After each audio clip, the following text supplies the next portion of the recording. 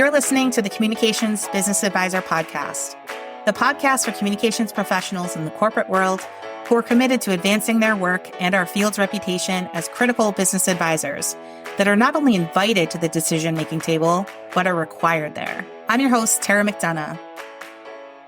Welcome to the final episode of Season 1 of the Communications Business Advisor podcast. I'll be back in the fall, but first, this final Season 1 episode. HR and marketing, we need to talk. It's not us, it's you. Actually, maybe it's both of us, but I will get to that. And it's definitely not all of you, and I'll get to that too. But first, listen in to see if you hear a little bit about you. Now, HR and marketing friends, you know us. We're the communications area professionals you work with all the time. The ones who work magic with tiny teams. But I think maybe the magic isn't evident to you all. Because if it was, you lighten up with your demands veiled as requests and your assumptions masked as curiosity. Now, first, I also have to say that HR and marketing folks can be really powerful allies. Really, some of the best in the business. But when they aren't, if this isn't you, you're likely a nightmare to work with. So here are some of the ways you can tell which category you fit into. The first indicator, are you asking questions like, why can't you just? And then insert the tactic. Plan the event, write the PowerPoint, click send on the email, write my talking points. Are you wondering, and perhaps even asking out loud, what the comms team is so busy working on these days? Are you stating things that indicate how you could do it better? It being one specific tactic. If this is you, I have to tell you, on behalf of all professional communicators everywhere, take several seats and please listen in. Corporate communications, public relations, internal communications, executive communications, we're a business area, just like any other, just like yours. And in your business area, there are probably a ton of unforeseen things that you do. Critical work that goes unnoticed. In HR, for example, you're managing people issues that could turn into lawsuits regularly. Guess what? In comms, we're managing issues that could turn into lawsuits too. Really, us too. Just like you, the volume of work that we do and the most important work that we do will never be seen. So the next time you're tempted to ask why we can't just do your presentation for you, why we can't plan your event, why we can't just click send on your message, or what it is we're working on that's making us so busy because you can't believe we can't help you, stop yourself. Recognize that you sound arrogant as hell, and no one wants to help an arrogant person. No one wants to help someone who questions the sheer nature of your work and value. I don't walk around asking what makes you so busy. I mean, do you see how disrespectful this is? We're not sitting around waiting for orders from you all day, for direction on writing something, developing a presentation, or planning an event. We're actually quite busy protecting the company from a crisis, managing that crisis that's come in, or advising leaders on how to actually achieve the goal that they're looking to achieve instead of checking a box in their brains telling them that they communicated. Most of our work goes unseen. That may be the truth for you too, and it probably is. It most likely is. I've worked with HR professionals enough to know that there are some very key things that go on that no one ever sees. But when the HR and communications partnership works, it really works. And there isn't this kind of judgment that goes in both directions. When that partnership extends to marketing, it's fantastic. Because by the way, marketing can have the same kind of attitude, or worse, they just ignore comms altogether. But I have to ask, why is it the HR person or the marketing leader who thinks that they know what comms does and that they should be reporting to that? Why are they always the ones who don't see our value? More so than any other, really. So here's my tip to all of you in HR and marketing. Engage with curiosity, not judgment. Comms people are happy to tell you what they work on and what keeps them busy every day, as long as it's asked with genuine curiosity, not judgment. And, well, if confidentiality doesn't get in the way. Just don't walk into the conversation thinking that what we do is for your business area, because how self-centered is that? Now, on the flip side of this, I also see comms professionals walking around with a major chip on their shoulders, and this just feeds that animosity monster in both directions. So, yeah, comms folks, you're not getting out of this one unscathed. If you're in comms, you're probably reacting immediately with, "That's not me." But the thing is, no one thinks it's them. And I will say, even if you have that chip, there's likely a reason that it's there. It's hard earned through years, maybe even decades of exhaustion dealing with respect battles. Battles of trying to get people to listen to your counsel, to provide you resources, to give you a promotion you earned. It can be exhausting for communications professionals, and that's when the chip shows up. You become really protective of your work and your counsel. And when someone does something counter to your guidance, you start taking it personally. After all, you love your career and you're a pro at it. Why don't they just respect your counsel? Well, my friends, if this sounds like you, that chip might be there and it's likely well earned. I get why it's there, but it is not going to help you. You'll be perceived as defensive, disengaged, angry, and if you're a woman, you might be told to be less aggressive or to soften your hard edges, which eye rolls all over the place for that one. Contrary to this, those of you who give up and just do what's asked will be perceived as a pushover and super nice, maybe even the nicest person around, but not very effective. You'll be seen as someone waiting for guidance, not taking ownership and leading in the direction that the function must go. And that will come back to bite you. So here we are, a group of comms folks who might be perceived as having a chip on their shoulder or maybe perceived as the antithesis of leaders, all because of experience teaching us how to get through the day-to-day in our misunderstood and oversimplified field. Exhausting, right? Maybe even defeating. Many jump around from company to company trying to find a different culture, one where communications is respected, only to find a new challenge at that company too. So they end up in a similar situation.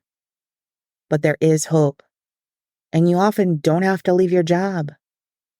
Listen in, my friends.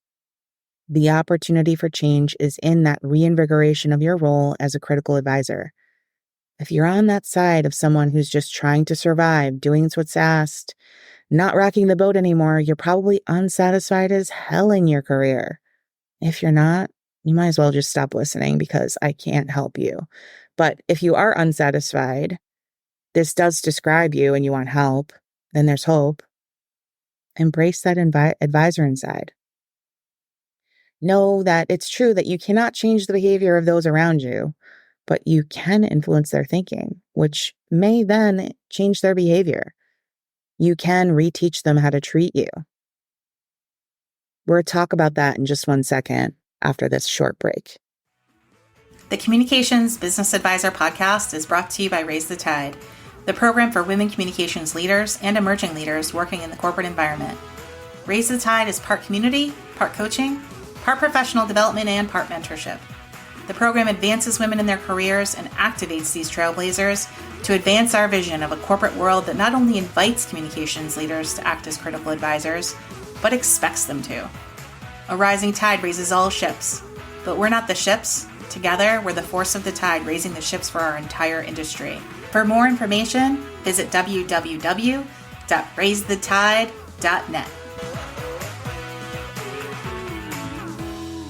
Okay, comms friends. Let's talk about how we reteach people how to treat you. Start with a big project.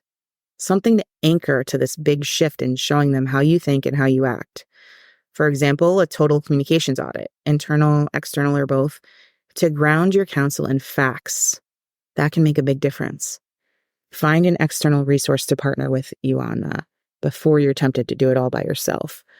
Listen in. Here's why. For one, you won't have the time for it. Second, there's something about bringing in a third party that resets the executive team and others to look at you and your team a little bit more differently, in a good way.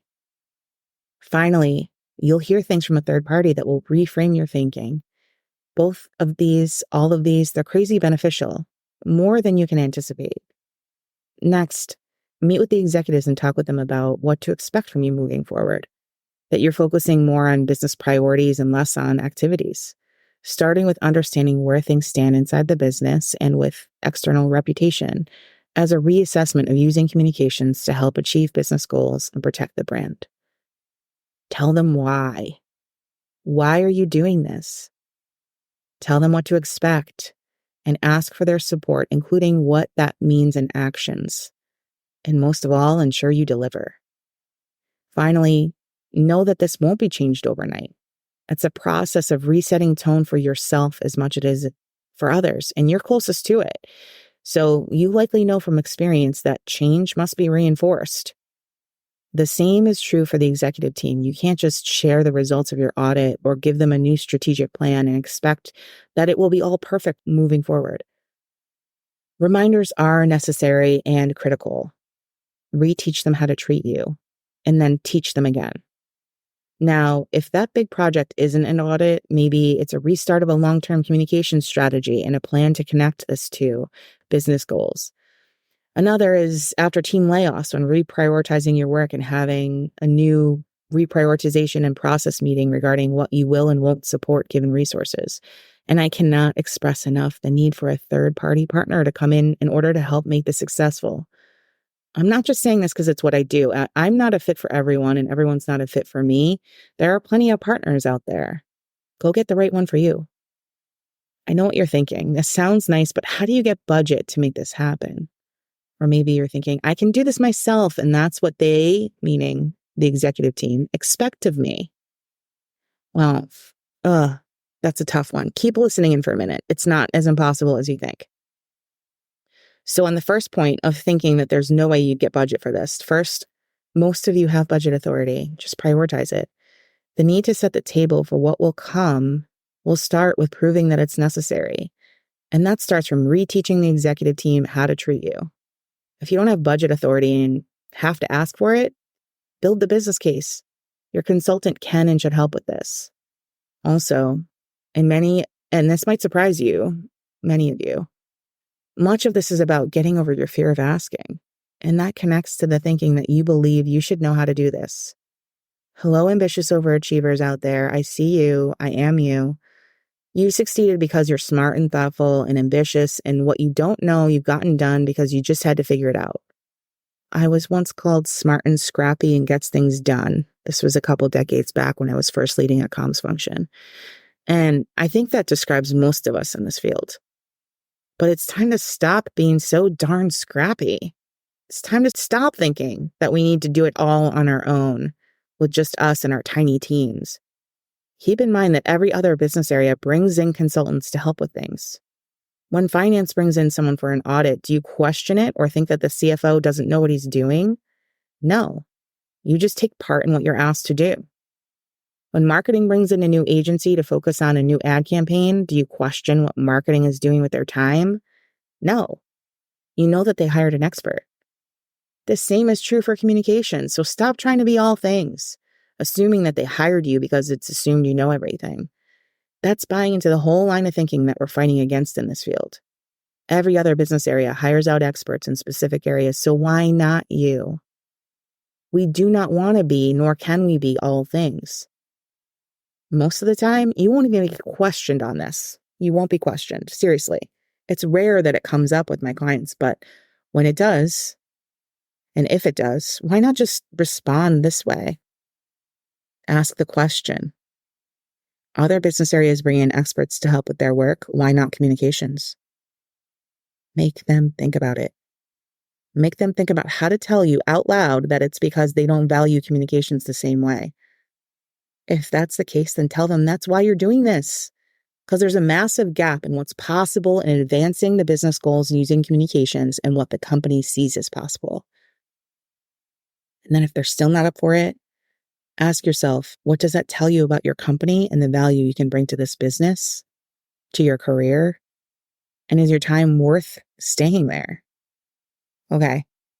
All right. So that's it for me. I've been traveling a lot lately for client work, doing audits and strategy work for clients, and I'm ready for a break this summer.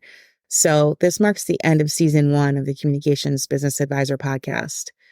I will be back in the fall with more episodes. And yes, I'm still working around town. I'll be around on LinkedIn, posting on my page and on the Raise the Tide page for women in the communications field. I'll still be working on my client work, and I'll still be sending out my newsletter. Just a little bit of a brief pause in this podcast. So before you go, tell me what you'd like to hear more about. What topics top your list? What are you struggling with? What was your favorite episode this season? What would you like a follow-up on? Send me a note and tell me more. I'll start thinking about those things for season 2. And keep going this summer, being a communications business advisor. We've got work to do to elevate this field and the people in it. See you this fall. Thanks. If you're interested in working with me to advance your work and your team's reputation as critical business advisors, never order takers, check out taramcdonaugh.com. Thanks for listening to the Communications Business Advisor podcast. If you found this episode helpful, please leave a rating or a review. It helps people find us, and we can't ignite a movement without sharing the message. See you next time, where we'll continue to do the work to elevate our field's reputation and elevate the careers of the people in it.